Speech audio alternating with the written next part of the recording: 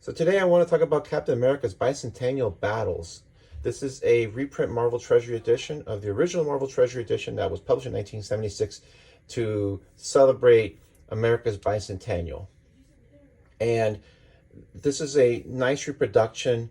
It's better paper because back in the day they used to use newsprint, and that newsprint does not age well. They're a bigger size. I mean, the originals are like the same height, but maybe another inch or so out here.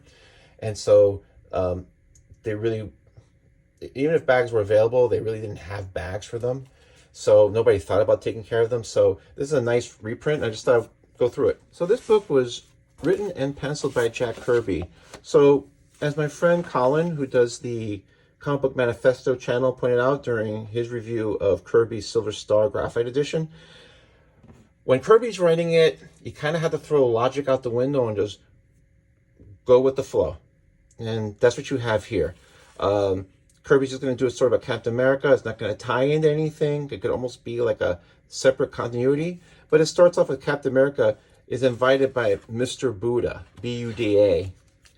And Mr. Buddha is on a mission to basically kind of like, he's asking Captain America, like, what are you really fighting for? Like, what is the spirit of America? So he's going to send them on all these time-traveling exploits in American history and in the future so he can discover. And the first few pages are inked by Barry Windsor Smith, and this is inking by committee. Barry Windsor Smith, Herb Trimpe, John Romita Sr., John Verpoorten, and Dan Atkins. And I remember these Barry Windsor Smith pages because Barry Windsor Smith, in his interview with the Comics Experience for Monsters about 2 years ago, stated that at the time of this book, he was in England undergoing cancer treatment.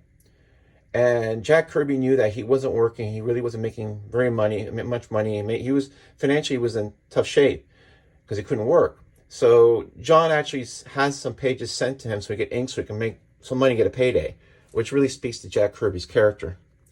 And at first you see Barry Windsor Smith is like inking it like more of a Jack Kirby style. But later on you start seeing where instead of having that super angular jaw, he shows a little more definition, more chin. And then here, he just inking it like Barry Windsor Smith, which I don't mind. First episode, Captain America goes back into Nazi Germany, where Hitler and his henchmen are interrogating Bucky, and the Red Skull's here, and Captain America's beating everybody up, and he grabs Hitler, and he smashes in the head with this guy, and it's always good to see Captain America beating or punching Adolf Hitler. More Nazis punched, better. Then they escape, and then Bucky disappears, comes back to the present, and he's like saying, hey, what are you doing? He's like, look, I'm going to send you, and he tells him, listen, you can go, and Mr. Buddha says, you can go ahead, but he slips this magic talisman on him, and all of a sudden, Captain America is sent on all these historical adventures. He gets into a cab, and then he transports in time into the colonial times, and he meets Ben Franklin, and Ben Franklin is saying, I really dig your costume. I mean, I'm using my words.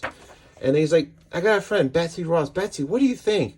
So she says, look, I'm going to use your costume as the basis for our flag.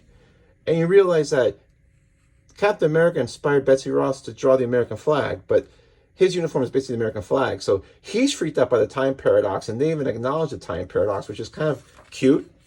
It's not resolved, but it's time paradox.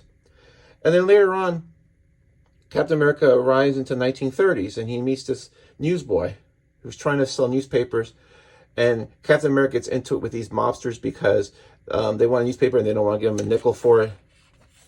And then the cops show up, and you find out that this is really Jack Kirby as himself. He's cameo in his own comic because he writes,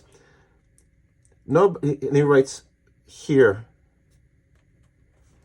when I get to be a big shot artist, I'm going to plaster Lefty's ugly mug all over the comic pages. So it's kind of funny, like, oh, that is Jack Kirby. Then he arrives with these Indians, and he meets Geronimo. And they're talking about the unfairness of how they've been attacked by the white man or, the soldiers.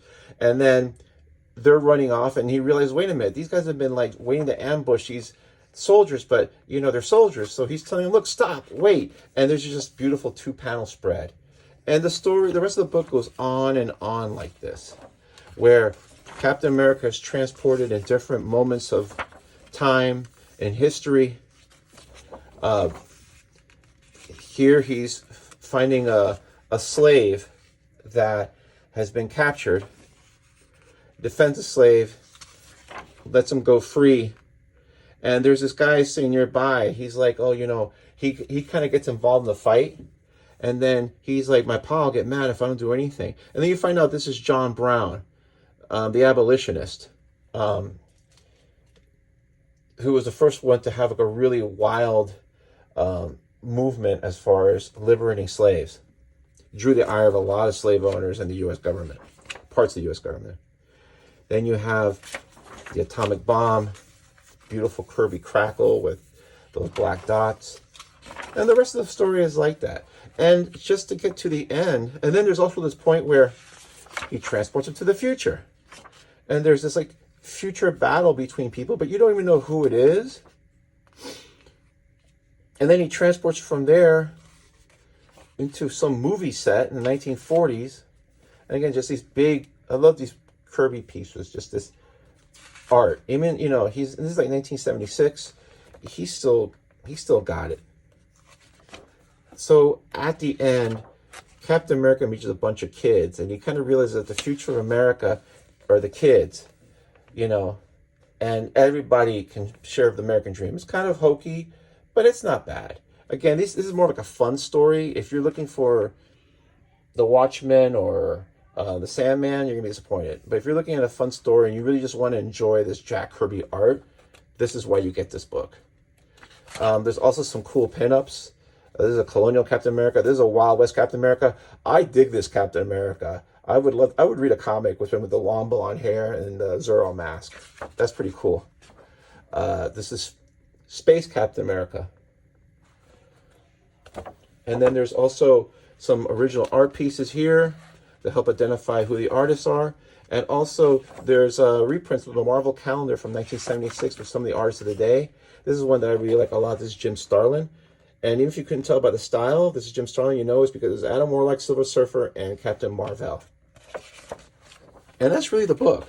Some original art pages. Really cool to see that not everything is in somebody's collection. Or if they are, at least they loaned it. Good stuff. And so, if you want to read a fun Captain America story by Jack Kirby, this is the way to go. The reproduction is nice. The book is a good shape. It's a good quality book. I liked it. Like I said, it's fun.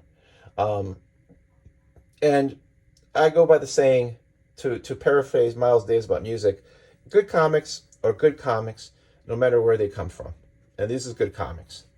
Hope you enjoy. Thanks.